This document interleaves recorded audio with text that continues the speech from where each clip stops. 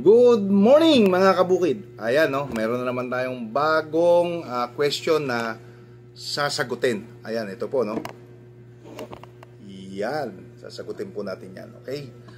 Ang katanungan niya po ay regarding sa ating CHC Aqualife. Sir, good day. Mga ilang days po usually dapat nagpapalit ng tubig from the day na magbuhos ng Aqualife sa concrete pond. Ayan no. Ang problema, mga kabukid, yung kanyang pangalan, hindi po naka-indicate. Parang email po yata ito. Okay, so sagutin na lang po natin ang mabilisan. Actually, may mga factor po kasi yan na tinitignan. No? Unang-una sa type ng feeds na binibigay nyo sa inyong alaga. Kung alternative feeding po yung practice ninyo, ibig sabihin alternative feeding ay yung mga pagkain na nanggagaling sa dressing plant, no? Yung mga bituka ng manok, yung bituka ng isda, mga leftover sa mga fast food chains. Yan po yung mga tinatawag na alternative feeding. Okay? So, suitable naman po yon sa mga panggesyus, sa mga catfish or hito na pagkain. Anyway, kung tilapia yan, feeds yan usually, okay, pagka concrete pond. Pero may mga nag-aalaga na rin po ngayon ng panggesyus at hito sa concrete pond. So, hindi niya po nilinaw kung ano pong alaga niya. Okay, bigyan na lang po natin pareho ng kasagutan. Kung concrete pond, naglagay po tayo ng Aqualife, no, at ang pagkain nyo nga po ay alternative feeding, ano. So usually meron pong may iwang amoy, no. Ika nga may aftertaste. Ayan, no. So dahil ang inyong pinapakain ay mga bito-bito ka, so meron pong may iwang problema sa tubig po yan. Mabilis po kayong magpapalit. Although makakatulong si Aqualife, saan? No? May iwasan po natin yung pagkakasakit ng ating mga species na alaga, no? Pangalawa, mapapabilis natin yung growth development ng isda. Patatlo, yung punggos, no? Kasi pagka concrete pond, limited lang po yung galawan ng ating alaga. Ayan, yun po yung mga basic na possible na magkaroon ng problema ang inyong alaga. Kapag concrete pond ang ginamit natin at ang pagkain natin ay yung mga tinatawag na nating alternative feeds. Okay, kung usapang tilapia naman tayo at Aqualife, ginamitan po ng Aqualife, tingin ko no need magpalit, no?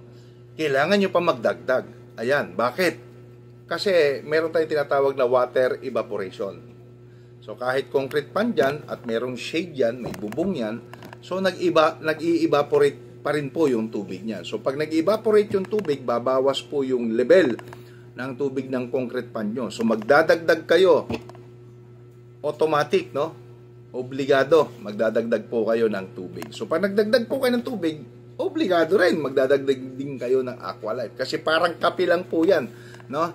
Yung kape na 3-in-1, good for ilang ml lang po yan, isang tasa, ayun, no? Ngayon, pagka yung 3-in-1 na kape, nilagay nyo sa 1 litro, ano po kaya ang magiging resulta? So ganun din po, no? Pag nagdagdag tayo ng tubig sa ating concrete pond, matik po yun, magdadagdag din po tayo ng Aqualife. Ayan, no? So, sana na-address ko, sir, yung inyong concern. Pero kung maganda po ang kondisyon, nunid po tayo magpapalit ng tubig. Kasi pag nagpalit po tayo, mawawash out din po yung ating mga beneficial microbes na nandun na sa tubig. So, pag feeds po ang inyong pagpakain na ginagamit, I think, hindi nyo po kailangan magpalit ng tubig, no? Mapapanatili niya po yan na maging maganda. Ayan, ang kondisyon ng inyong tubig. Kasi si Aqualife, magaling po siya magbigay ng oxygen sa ating tubig. Kahit concrete yan, kahit hindi direct sunlight yan, magpuproduce pa rin po si Aqualife ng lablab sa inyong concrete pond. At yung mga decaying matter sa iyong concrete pond, malilesen po yan. Hindi ko man po masasabing up to 100% totally wipe out. Hindi naman po ganun. Wala pong magic yung produkto natin. Ayan, no? So, doon naman po sa mga gumagamit ng alternative feeds, much better gamitan nyo rin po ng activator. Kasi mataas po yung trichoderma ni activator compare kay Aqualife. Ayan po, no? So, sana na-address ko, sir, yung inyong katanungan regarding sa Aqualife. Kung hindi naman po nagbibigay ng masangsang na amoy, no? Pananamlay ng paglangoy ng inyong mga isda, no need po kayo magpalit ng tubig. So, yun lang po. Magandang gabi sa inyong lahat. Ingat po kayo mga kabukid. Have a nice day and God bless.